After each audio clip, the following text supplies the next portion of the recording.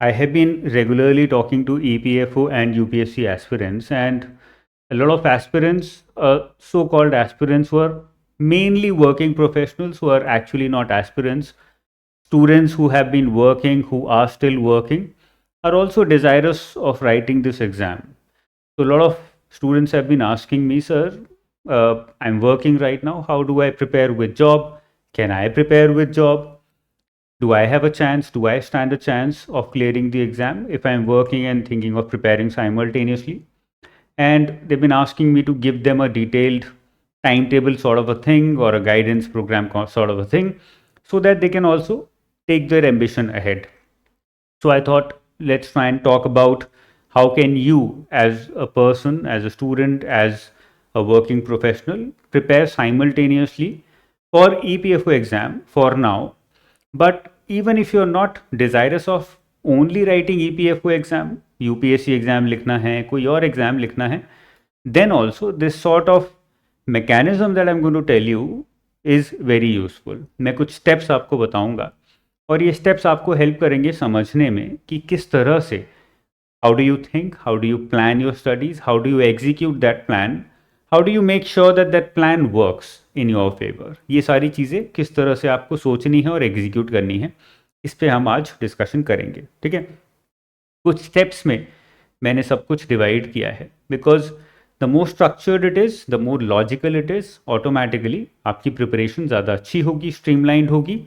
और जहाँ पर भी गलती करोगे you will get to know immediately कि इस वाले स्टेप में मैं गलती कर रहा हूँ. तो कुछ स्टेप्स आइडेंटिफाई मैंने किए हैं and I would want to you also to think in the same format. You have a choice, नहीं सोचना चाहते हो, किसी और फॉर्मेट में सोचना अच्छा लगता है, सोच सकते हो. But this is a way that I feel works for a lot of aspirants, works for a lot of people, for a lot of students जो एक ऐसा हाईली कॉम्पिटिटिव एग्जाम देने की सोच रहे हैं या उसकी तैयारी में घुसना चाहते हैं. स्टेप वन से शुरू करते हैं. सबसे पहला जो लिमिटिंग फैक्टर वर्किंग प्रोफेशनल्स के सामने आता है या उनको लगता है कि सबसे बड़ा लिमिटिंग फैक्टर जो उनके अगेंस्ट खड़ा है वो क्या है, वो है टाइम. एटलीस्ट उनको ऐसा लगता है भी शायद, बट उनको लगता तो है. अगर अगर हम आज खाली EPFO एग्ज़ाम की बात करें, you can create your own time limit according to the exam that you are aspiring for. But अगर EPFO की बात करें तो अगर कोई एक ऐसा स्टूडेंट है जो 9 to 6 जॉब कर रहा है, in that scenario 3 hours in the morning 5 to 8, जहाँ पे आप 8 बजे तैयार होके 8:30 तक घर से निकल सको. Yes, it is not easy, it is difficult. 5 की जगह शायद 4:30 बजे भी उठना पड़े. And 3 hours in the evening 6 to 9 और 7 to 10 something of this sort for 3 to 4 months. 3-3-3 का कॉम्बिनेशन हम बना सकते हैं. 3 months, 3 hours in the morning, 3 hours in the evening. मैं ये नहीं कह रहा इतना टाइम तो निकाल सकते हो, मैं ये कह रहा हूँ इतना टाइम निकालना पड़ेगा बिकॉज सिलेबस उतना है. अगर आप एक्सपेक्ट कर रहे हो एज अ स्टूडेंट कि मैं 2 घंटे में 20 घंटे का काम कर लूँ, not possible. You have to slog, you have to spend that amount of time. For example, अगर कोई बंदा बंदी जिम में जाते हैं और वो सोचे कि 10 मिनट में मेरी बॉडी बन जाए, 10 मिनट में मेरी फिटनेस लेवल इंक्रीज हो जाए, 10 मिनट में मेरी बॉडी में स्ट्रेंथ आ जाए, क्या वो पॉसिबल है? नहीं है ना पॉसिबल. सिमिलरली यहाँ पर भी अगर 6 घंटे चाहिए फॉर द नेक्स्ट 3 months तो 6 घंटे चाहिए. ये आपको समझना पड़ेगा. बार बार सोचते रहोगे कि 6 घंटे नहीं हैं, क्या 5 घंटे में हो जाएगा, क्या 4 घंटे में हो जाएगा. There is no point of thinking of that. 6 घंटे हैं और 6 घंटे निकाल सकते हो. जो स्पोर्ट्समैन होते हैं, जो स्टूडेंट्स स्कूल में पढ़ रहे होते हैं, उनको भी देखोगे 4-4 घंटे सो के वो पढ़ाई करते हैं अपने बोर्ड से 3-4 महीने पहले तक. 4 घंटे 3 घंटे भी पढ़ के स्टूडेंट्स पढ़ाई करते हैं और निकालते हैं, बोर्ड्स में अच्छा स्कोर करते हैं. तो जब और लोग कर सकते हैं, डिफरेंट स्टेजेस ऑफ लाइफ पे लोग कर सकते हैं, तो तुम भी कर सकते हो. टाइम तो है, ऐसा नहीं है कि टाइम नहीं है. ये भी जो मैंने टाइम आपको बताया है, इसमें भी you have time to sleep from 10 PM to 5 AM, which is 7 hours, which is a lot. इसको कम करके 5 घंटे पे भी लेके आ सकते हो. Your body will acclimatise, your body will adjust very easily. शुरू के एक हफ्ते प्रॉब्लम होगी, बट उस एक हफ्ते के बाद आपको रियलाइज होगा कि मेरी बॉडी एक्सेप्ट कर चुकी है कि 5 घंटे सो के मैं काम चला सकूं, और वो चला लेती है। ऐसा नहीं है कि ये सालों साल चलेगा, लेकिन 3 महीने 4 महीने your body can take that kind of load, and it is also desirable. अगर चाहोगे कि फ्री में बैठे बैठे मिल जाए तो वो तो नहीं होने वाला है, उसमें तो मैं भी कोई टाइम टेबल नहीं दे सकता। तो स्टेप 1 में रियलाइजेशन ज़्यादा ज़रूरी है कि 6 घंटे मुझे पढ़ना पड़ेगा। अगर मैं वर्किंग हूँ तो सुबह 3 घंटे, शाम को 3 घंटे, सुबह 4 घंटे, शाम को 2 घंटे। वो तुम्हारी प्रॉब्लम है, तुम कैसे निकालो वो समय, लेकिन निकालना तो पड़ेगा। 6 घंटे का काम 1 घंटे में, 2 घंटे में मैं नहीं, कोई भी नहीं बता सकता। अगर कोई बता रहा है तो तुम्हारा बेवकूफ़ बना रहा है। Okay, that is the first thing and that is the most important. अब आपने स्टेप 2 है, once you have finalised the time that you are going to spend, once you have finalised कि मैं सुबह 3 घंटे 5 से 8 पढ़ने वाला हूँ, और शाम को 7 to 10 पढ़ने वाला हूँ, और एनी अदर टाइम, मैंने 6 घंटे कैसे भी निकाले, मैंने अपना टाइम फाइनलाइज कर लिया। Now this is my first priority, everything else comes second. कल को मेरे घर में शादी है, कल को मेरे घर में किसी का बच्चा हो गया, कल को दिवाली है, बीच में दिवाली भी आएगी अभी तो, and that is where a lot of students will waste if not more than 10 days, 10 दिन वेस्ट करने वाले हैं, मुझे पता है। But students who can realise this and in step 2 understand कि अगर मैंने ये टाइम फाइनल कर लिया है 5 से 8 और 7 से 10, and this is my first priority, now everything else can change but this won't change unless there is an emergency. Diwali is not an emergency. आपकी हेल्थ खराब हो गई, घर में पिताजी की हेल्थ खराब हो गई, कोई हॉस्पिटल पहुंच गया, कुछ ऐसी इमरजेंसी है, then it is acceptable, but otherwise not. तो other than emergency, this is my first priority. Everything else can change, everything else can be surrounded by it, but nothing other than this can take the centre stage in my life for the next 3 months। अगले 3 महीने के लिए मेरी life का centre stage यही है और कुछ नहीं है। That is very important to understand. जब आप ये समझ लोगे, स्टेप 1 और step 2, then you are getting mentally ready. अभी तो आप एक्चुअली, मैं आपको कुछ टैंजिबल नहीं बता रहा हूँ, लेकिन मैं आपको कुछ टैंजिबल इसलिए नहीं बता रहा हूँ क्योंकि जब तक ये नहीं समझोगे, मैं टाइम टेबल चाहे 50 दे दूँ आपको, you will never be able to complete anything, because आपने अपना टाइम टेबल ही नहीं बनाया। आपने ये सोचा ही नहीं कि यार मैं 6 घंटे दूंगा नो मैटर व्हाट हैपन्स। आपने अपनी फर्स्ट प्रायोरिटी इस पढ़ाई को नहीं बनाई। जब तक वो नहीं करोगे तब तक मैं 6 घंटे 60 घंटे 600 घंटे कुछ भी टाइम टेबल दे दूँ, nothing is going to work. अब आता है स्टेप 3। स्टेप 3 है सोशल मीडिया का step. Why is this step 3? Because मैं आपको बहुत प्रैक्टिकल रीज़न बता रहा हूँ, प्रैक्टिकल लॉजिक दे रहा हूँ। जब तुम ये 5 से 8 सुबह पढ़ना शुरू करोगे या शाम को 7 से 10 पढ़ना शुरू करोगे, तो पहले आधा घंटे तो बड़ा फोकस से पढ़ोगे। आधा घंटे बाद उठाओगे अपना फ़ोन कि यार 5 मिनट का ब्रेक ले लेता हूँ, या लैपटॉप पे यूट्यूब खोलोगे, ऐसे ही कुछ और खोलोगे, कोई और सोशल मीडिया प्लेटफॉर्म खोलोगे, कुछ नहीं तो अरे यार डाउट है, समझ नहीं आ रहा, टेलीग्राम खोल के किसी से पूछ लेता हूँ।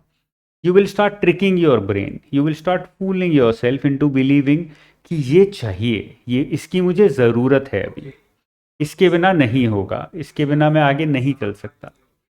You will start tripping your brain, fooling your brain, you will start telling yourself all sorts of reasons कि यार इसलिए मुझे यूट्यूब पे जाने की ज़रूरत है, इसीलिए मुझे व्हाट्सएप पे किसी से डाउट पूछने की ज़रूरत है, इसीलिए मुझे अनुज सर को ही कॉल करने की ज़रूरत है। You will start telling yourself all sorts of things and you will ultimately go on social media, and the moment you have landed there, आपने अपने पिछले 30 मिनट का फोकस खराब कर दिया, नंबर 1, और आने वाले 2.5 घंटे का फोकस भी उड़ा दिया, नंबर 2। दोनों खराब हो गए, बेसिकली आपने पूरा दिन वेस्ट कर दिया। That one step, that one small activity of picking up your phone and opening Instagram, that has wasted everything. Now you won't believe me, I know that a lot of students will not believe me, sir ये क्या बकवास की बात कर रहे हो, we are Gen Z, we know how to do it, हम लोग productivity और ये सब साथ में मैनेज कर लेते हैं. It doesn't work like that. Your brain still works in the same old way that it used to work. It has not evolved much. The society has evolved, but your brain still functions the same way. और अगर social media उठाना है तो भाई उठाओ. But my step 3 for you is for these 6 hours. I'm not saying that totally give up social media, but for these 6 hours you give up social media. जो भी doubt है ओल्ड वे में एक पेन एंड पेपर लेके side में लिखो कि यार जब 3 घंटे पूरे हो जाएंगे तब मैं ये डाउट टेलीग्राम पे या किसी डिस्कशन फोरम में या कहीं पर भी डालूंगा, not before that. There are all sorts of ways that you can find out very easily. उतने स्मार्ट और उतने एडल्ट तो तुम हो. तो step 3 is that in these 6 hours you're going to give up social media. तभी वो 6 घंटे काम के हैं, अदरवाइज वो 6 घंटे वेस्ट हैं. Time itself has no value, है ना. टाइम की कोई वैल्यू नहीं अगर यूज़ नहीं करोगे. अभी मैं मूवी देखने बैठ जाऊँ 3 घंटे के लिए, वो मैंने 3 घंटे वेस्ट कर दिए. दूसरा बच्चा वही 3 घंटे में पढ़ रहा है, धमाधम पढ़े जा रहा है, उसने वही 3 घंटे यूज़ कर लिए. तो 6 घंटे बैठने से बात नहीं बनेगी, 6 घंटे बैठकर पढ़ने से बात बनेगी. ओके, ये हो गया हमारा स्टेप नंबर. अब आते हैं step number 4. What is your objective? It is very important to identify your objective. Your objective is to clear the exam. And when will you clear the exam? When you are able to score the highest और better than others. इतना तो clear है, कोई इसमें कहा सुनी वाली बात नहीं है. Your objective is to clear the exam. You will be able to clear the exam when your score is high. Okay, very clear. अब अगर आपका ऑब्जेक्टिव है एग्जाम क्लियर करना, और एग्जाम क्लियर तब होगा जब स्कोर ज़्यादा होगा. स्कोर ज़्यादा कब होगा? जब मुझे पता है व्हाट टू स्टडी, और साथ में ये भी पता है व्हाट नॉट टू स्टडी.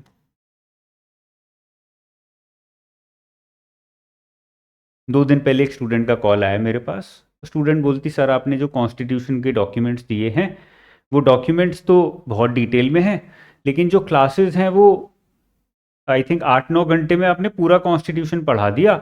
मुझे नहीं लगता मैं 8-9 घंटे में पूरा कॉन्स्टिट्यूशन पढ़ के कॉन्फिडेंट फील करूँगी, तो मैं चाहती हूँ कि आप रिफ़ंड दे दो. मैंने बोला ठीक है बच्चा, रिफ़ंड ले लो, नो प्रॉब्लम एट ऑल.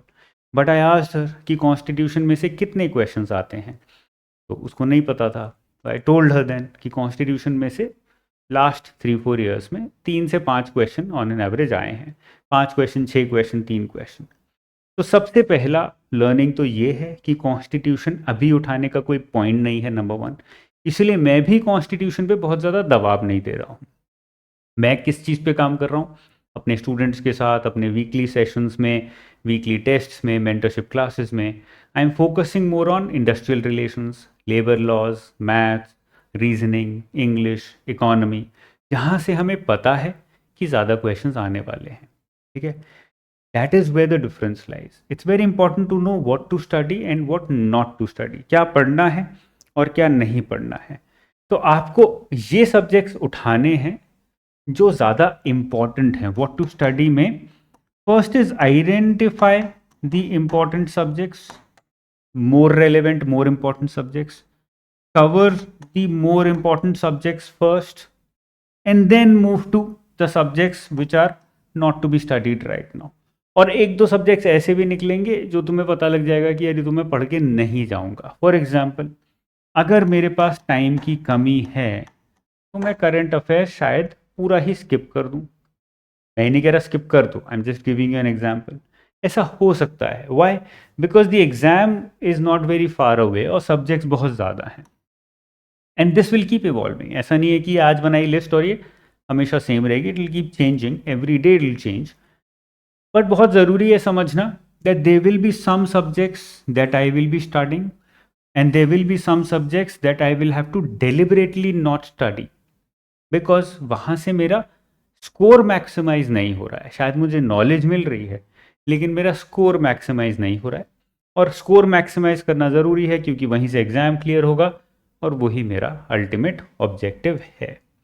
तो ये हो गए मेजर पहले 4 स्टेप्स. अब ये 4 स्टेप्स हमने समझ लिए. इन 4 स्टेप्स के बेसिस पे मैं आपको बताऊंगा स्टेप 5 में कि अगर मैं एक स्टूडेंट होता, and you have to do this activity by yourself on your own as well, जो मैं स्टेप 5 में बताने वाला हूँ, कि अगर मैं एक स्टूडेंट होता तो मैं किस तरह से अपना टाइम टेबल क्रिएट करता as a working professional. Okay, उससे पहले मैं आपको फिर से एक बार समराइज करके बता देता हूँ कि what to study what not to study में सब्जेक्ट्स का breakup according to their importance किस तरह का होता है। इंग्लिश से स्टार्ट करते हैं। About 20 questions are asked from English. Maths and reasoning combined together, about 15 questions are asked from maths and reasoning together. We have economy, about 10 questions come from economy. We have industrial relations and labor laws, about 20 questions come from this area. Okay, ये हो गए हमारे 4 बड़े subjects. उसके बाद आता है accounts, about 10 questions come from accounts. उसके बाद आता है computers, another 9 to 10 questions from computers. उसके बाद आता है history, another 10 questions from history. उसके बाद आता है science, another 10 questions from science. ये मैं ब्रॉड ब्रेकअप बता रहा हूँ और इसी से हमें इंपॉर्टेंस पता लगती है। क्या सबसे इंपॉर्टेंट है इंग्लिश, उसके बाद मैथ्स रीजनिंग, उसके बाद industrial relations, then economy, accounts, computers, history, science. अब ये क्योंकि 10-10 वाले हैं सारे, तो इनकी इंपॉर्टेंस हर एक स्टूडेंट के लिए अलग हो सकती है और होने वाली है। उसको भी डिस्कस करेंगे कि किस तरह से हमें वो आइडेंटिफाई करना है। Current affairs, constitution, audit. Current affairs about 10 questions, constitution 3 to 5 questions, and audit plus insurance 2 to 3 questions. ये हो गया पूरा ब्रेकअप पूरे पेपर का। इस ब्रेकअप से हमें क्लियरली पता लगता है कि ज़्यादा इंपॉर्टेंस किसकी है, क्योंकि जिसका वेटेज ज़्यादा वहाँ पे स्कोर करने का पोटेंशियल ज़्यादा, तो मेरे लिए इंपॉर्टेंट वो ज़्यादा है। अब आते हैं स्टेप नंबर 5 पे, जो कि सबसे इंपॉर्टेंट स्टेप है। अगर मैं एक एस्पिरेंट होता, मैं अपना एग्जाम्पल लूँगा, मैं आपको अपने बारे में बताऊँगा भी। अगर मैं एक एस्पिरेंट होता तो मैं किस तरह से फिगर आउट करता what do I need to study first, what do I need to study later. मैं देखो कॉमर्स बैकग्राउंड का हूँ, तो मेरे लिए industrial relation, labour law, accounts, economy, ये सब्जेक्ट्स हैं जो थोड़े पढ़े हुए हैं मैंने, तो मेरे लिए आसान है ये समझना, पढ़ना, याद रखना। तो I would want to cover them first, और उनका वेटेज भी अच्छा है। English, maths, reasoning, I am good at them, I have been good at them, मैंने प्रैक्टिस काफ़ी पहले किया है, but I am out of practice, so I don't know if I'll be able to perform well or not. Since I have conceptual clarity, but I'm out of practice, I will practice. How do I practice? I will start with one test every week, number 1. And simultaneously, I will spend 1 hour, not 2 hours, because I'm working, I don't have that much time. So I will spend 1 hour every day for 15 days to revise the concept, जिससे कि जब मैं test लेने बैठूं तो मुझे ऐसा ना लगे कि मैं बिल्कुल गोल हो गया हूं। तो मैं 15 दिन प्रैक्टिस करूंगा और 15 दिन प्रैक्टिस करते करते टेस्ट भी लिखूंगा, और उसके बाद इफ़ आई फील कॉन्फिडेंट तो मैं प्रैक्टिस बंद कर दूंगा। I will just rely on tests for English, maths, reasoning. ठीक है। साइंस मुझे बिल्कुल नहीं आता, because I am not from the background. Computers, I am aware about computers, but I don't have theoretical knowledge about computers. Theory नहीं आती है, थोड़ी अवेयरनेस है बस। ठीक है ना। हिस्ट्री, कॉन्स्टिट्यूशन, ये जो टॉपिक्स हैं ये मैंने शायद कभी थोड़े बहुत पढ़े थे यूपीएससी की प्रिपरेशन के लिए या किसी और एग्जाम की प्रिपरेशन के लिए। So I am aware about them, but I don't remember much, that's it. तो ये भी मेरे काफ़ी ख़राब हैं सब्जेक्ट्स। ठीक है ना। अब मैंने क्या क्या छोड़ दिया, देखो हिस्ट्री, साइंस हो गया, कंप्यूटर्स हो गया, अकाउंट्स, ये सब हो गया। करंट अफेयर्स, ऑडिट, 2 चीज़ बची। ऑडिट मैं यहाँ डाल सकता हूँ बिकॉज वो भी कॉमर्स का पार्ट है, तो मैं आराम से पढ़ लूँगा 2-3 दिन लगा के, उससे ज़्यादा टाइम नहीं दूंगा बिकॉज उसका वेटेज उतना नहीं है। करंट अफेयर्स बचा। अब करंट अफेयर्स में मुझे पता है that the input is very high, मुझे पढ़ना बहुत पड़ेगा, बट उसके कंपैरिजन में जो क्वेश्चंस हैं या जो आउटपुट है एग्ज़ाम का वो बहुत कम होने वाला है। तो इसीलिए I would not want to spend a lot of time on current affairs just because input बहुत हाई है, आउटपुट बहुत कम है। ये मैंने अपना एनालिसिस किया, अपने खुद का एनालिसिस किया। अब इस एनालिसिस के बेसिस पे मैं अपना एक टाइम टेबल बनाऊंगा। ये मैंने एनालिसिस कर लिया, इसके बेसिस पे मैं अपना एक टाइम टेबल बनाऊंगा। सबसे पहले मैंने अपने आप को बोला कि यार रिवाइज करते हैं concepts of English, font and reasoning, जो मैंने अभी आपको बताया 15 डेज के लिए 1 आवर और probably even 2 hours every day, because 15 दिन ही करना है। उसके बाद मुझे टेस्ट पे मूव करना है, 1 test every week, that's it. अगर मैं इंग्लिश, क्वांट, रीजनिंग में अच्छा नहीं हूँ, बिकॉज मुझे पता है वेटेज बहुत हाई है, 20 + 15 35 का वेटेज है, तो मैं ये 15 डेज की जगह 1 month, 1.5 month I will continue practising English, maths and reasoning. उसके बाद मैं आऊँगा अपने स्ट्रॉन्ग सब्जेक्ट्स पे और उनका वेटेज जिनका ज़्यादा है। तो इंडस्ट्रियल रिलेशंस, लेबर लॉ का वेटेज अच्छा है, अकाउंट्स का वेटेज अच्छा है, इकोनॉमी का वेटेज अच्छा है। ये 3 सब्जेक्ट्स हैं जिनका कंबाइन करके वेटेज 40 क्वेश्चंस का बनता है, ठीक है ना।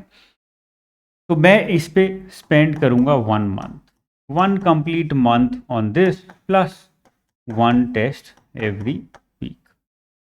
हर वीक मैं एक टेस्ट लूंगा, जिससे कि I am not just studying, I am also constantly evaluating कि जो मैं पढ़ रहा हूँ वो कितना एग्ज़ाम में यूज़फुल होने वाला है या कितना मुझे समझ में आ रहा है। तो I am spending a lot of time on studying this because ये मेरे स्ट्रॉन्ग एरियाज हैं।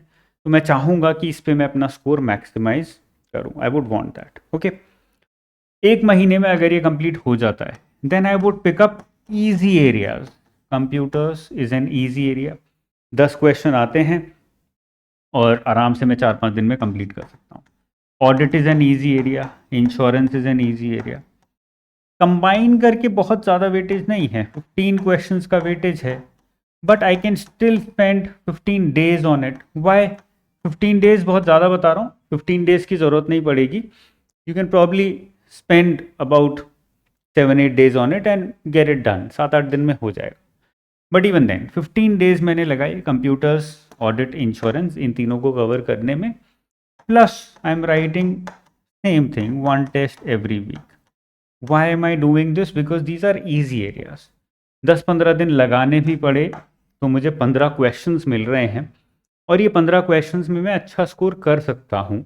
It's easy, it's small, does not require a lot of effort, more focused on awareness, less focused on memorisation, then why not do it. तो this would be my next target. Okay, ये करने के बाद मैं ऐसे subjects उठाऊंगा जो मैंने शायद कभी नहीं पढ़े, I have never red them. जैसे कि constitution is one subject that I have never red in the past. Science हो गया, हिस्ट्री हो गया, ये सब्जेक्ट्स हैं जो मैंने कभी पढ़े भी थे तो I don't remember much. And I would combine 2 things here. 2 चीज़ें मैं साइमल्टेनियसली करूँगा यहाँ पे, because I probably don't have a lot of time now. 1 महीना यहाँ लगा दिया, 15 डेज यहाँ 1.5 महीना, 15 दिन ऊपर लगा चुका हूँ, तो 2 महीना मैंने लगा दिए पूरे। 2 महीना मेरे पास बचा है, 1.5 से 2 महीना। अब 1.5 से 2 महीने में रिविजन भी करना है, so I don't have a lot of time to read all of this too much, but I will spend some time on reading. Probably I would want somebody to give me marathon classes, जिससे मैं 8-10-15 घंटे में पूरा syllabus ख़त्म कर लूँ एक subject का। एंड आई नो कि चांसेस हैं कि यार 10 क्वेश्चन पूछे तो 5-6 क्वेश्चन, 4-5 क्वेश्चन मैं कर सकूँ वहाँ पे crack. But I will also do one more thing, I will do a lot of reverse learning here. Reverse learning का मतलब होता है you are trying to learn through questions. मैं क्या करूँगा यार, मैंने हिस्ट्री के 200 क्वेश्चन उठाए, सॉल्व करे, उन 200 क्वेश्चंस के थ्रू मैंने 200 अलग अलग टॉपिक्स, 200 अलग अलग हिस्ट्री के डिस्कशंस मैंने समझ लिए। साइमल्टेनियसली उसके नोट्स भी बनाता गया, कॉपी पेस्ट करके जल्दी जल्दी से। नाउ आई नो कि ये 200 क्वेश्चन में इसके अराउंड कुछ भी आएगा तो आई हैव अ चांस। ऐसा नहीं है कि मैं आंसर कर ही दूंगा, आई हैव अ प्रॉब्ली 50-50 और 60-40 kind of a chance, but I am playing the game of probability here. कि यार मैंने 10-15 दिन इसको कवर करने में लगाए, 50% 60% शायद मैं आंसर कर पाऊंगा. That is the game I would play. Why? Because I am not good at these subjects. तो मैं ऑल तो इसका वेटेज अच्छा है, 10 question science, 10 question history, about 3 constitution, 23 का वेटेज है. But even then I know कि मैं बहुत एफर्ट भी लगाऊंगा तो भी 60-70 पे ही अटका रहूंगा. कम एफर्ट लगाऊंगा तो शायद लेट्स से 40% पे. तो 20 क्वेश्चंस का 40% हो गया 8 क्वेश्चन. तो मैं 8 क्वेश्चंस पे फोकस करूंगा rather than trying to focus on 12, 13, 14 question. मैं उतने ज़्यादा क्वेश्चन पे फोकस नहीं करना चाहूँगा क्योंकि मुझे पता है कि उसके लिए मुझे बहुत ज़्यादा टाइम चाहिए. These are my weak areas. Okay, ये मैंने पूरा बना लिया. इसके बाद लास्ट स्टेप मेरा होगा कि मैं एक से बढ़ा के when I am revising I would move towards 2 tests per week. तो मैं रिविजन में चेंजेस करूंगा and I would move towards 2 test per week instead of 1 test per week. इससे क्या होगा? I will get more use to the exam pattern, more use to writing more and more test. उससे मेरी performance बढ़ेगी. कुछ भी नहीं तो 4-5 question which means 10-12 number exam में मैं बढ़ा पाऊंगा just by writing more test towards the exam when I am closer to the exam. Okay, तो ये मैंने 5 स्टेप्स और 5th स्टेप के अंदर 5 अलग अलग डिविजन बनाए based upon my own strengths and my own weaknesses as a student. I would want कि जितने भी स्टूडेंट्स हैं, वर्किंग एस्पिरेंट्स हैं, because every working aspirant has a different strength, different weakness. तो आई वुड वॉन्ट कि सारे जितने भी वर्किंग एस्पिरेंट्स हैं वो अपनी स्ट्रेंथ और वीकनेस को यूटिलाइज करके एक अपने लिए एक अच्छा प्लानर बनाएं and then start studying rather than thinking कि कोई हमें प्लानर बना के दे दे और हम उसको करके चले जाएं. That will not work because no one else can know your strengths better than you. खुद बैठो अपने साथ, आइडेंटिफाई करो कि क्या आप कर सकते हो, क्या नहीं कर सकते हो. कौन सा सब्जेक्ट पढ़ोगे तो अच्छा स्कोर लाओगे, कौन सा सब्जेक्ट पढ़ोगे तो ज़्यादा टाइम लगेगा तब भी शायद उतना अच्छा स्कोर नहीं ला पाओगे. And then you decide. Okay, मैंने अपना एग्जाम्पल बताया जिससे कि आपको ज़्यादा अच्छे से समझ आ सके. That is all for today's session. यही मैं बताना चाहता था. आई एम वेरी श्योर कि जितने भी वर्किंग एस्पिरेंट्स हैं, वर्किंग प्रोफेशनल्स हैं, जो एग्ज़ाम लिखने की सोच रहे हैं, तैयारी शुरू कर चुके हैं, they would be benefited from such a discussion, from such a structured format as to how you can create your own timetable and how you can study. Okay, keep studying hard. I'll see you very soon. All the best. Bye bye. Jai Hind.